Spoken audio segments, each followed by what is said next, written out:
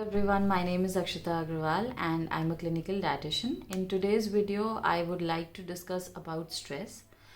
Stress has, been an inevitable part of our lives these days, and anybody and everybody is dealing with, some or the other stress in their life. So in this video, I would like to, tell you the foods that will help you in reducing your day-to-day stress. Also, I would list the foods which you should avoid in order to, reduce stress. Then we will discuss about the side effects, which prolonged periods of stress can cause. And also we'll discuss the categories or the sources of stress in our lives. So let's start with the sources of stress. What are the three kind of stress that we can, generally endure in our life? First is physical stress. So any prolonged pains, any type of indigestion, or any kind of exertion or tiredness can be categorized as physical stress. Second is your chemical stress. Chemical stress is, all the food additives that we take, all the food preservatives that we take, and all the medications that we take without prescription. For example, for headaches, for indigestion, these add to the chemical stress of the body. Third can be mental stress. When you are a overthinker, you think about something too much, you are very anxious, then that adds to the mental stress of the body. So these are the three types of stress that we deal on a day-to-day basis. Now, what are the side effects of living a life in which you have prolonged periods of stress?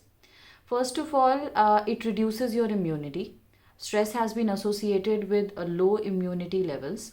Second, it causes hormone imbalances like PCOD and thyroid. Thirdly, it can really affect your digestion, because when a person is in stress, the blood circulation is diverted to, other important organs like your heart and your kidney and your brain, rather than going to your digestive tract. Therefore, the digestion becomes really poor for the people who, endure long periods of stress. Also, it can cause diabetes because it makes your cells resistant to insulin. It can cause hypertension, it can cause cardiac issues because it keeps your BP elevated, and it makes heart work more and faster. It keeps your heart rate high. So also stress can lead to weight gain and difficulty in losing weight. Stress can lead to low body image and depression. So these are the general side effects which have been observed and associated with high levels of stress. It can affect your skin quality, it can affect your hair. So premature graying of hair loss has also been associated with prolonged periods of stress. So now let us understand that what are the foods that we need to avoid if we want to, make sure that our body is less stressed. So first is consumption of excess salt. Second is consumption of excess sugar.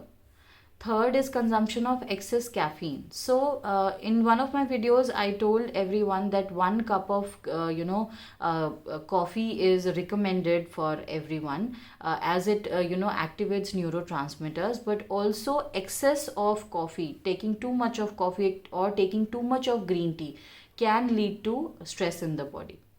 Next is consuming refined foods like maida. So all the products that are made out of refined wheat flour or maida can cause a lot of stress in your body.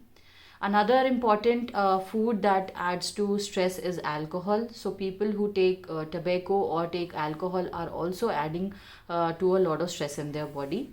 Final food is fried foods. People who consume a lot of fried food or foods which are very high on fat also end up adding to the stress levels of their body.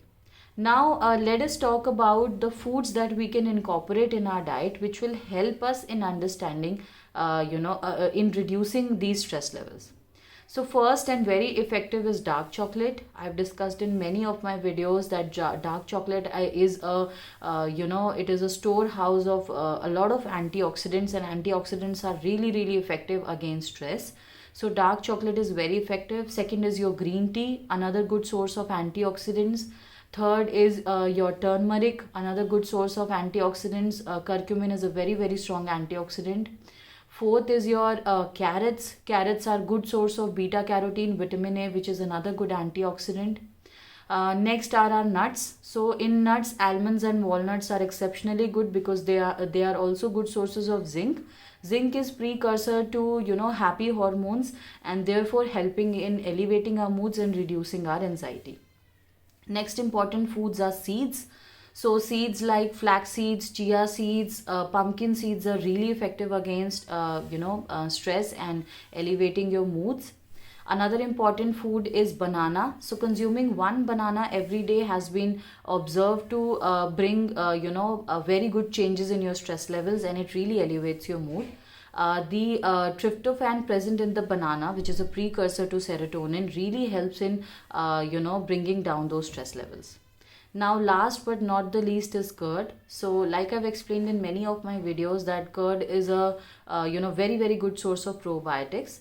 So probiotics help in keeping your digestion good. So if your digestion is good, the physical aspect of the stress is not present, and it will help in reducing the physical aspects of the stress. Also, when your digestion is good, you are able to absorb the antioxidants better, so therefore reducing the mental aspect also of the stress. So I hope you find this video useful, and if you liked my video, please subscribe to my channel, share it with your friends and family, and I will see you in the next video. Thank you.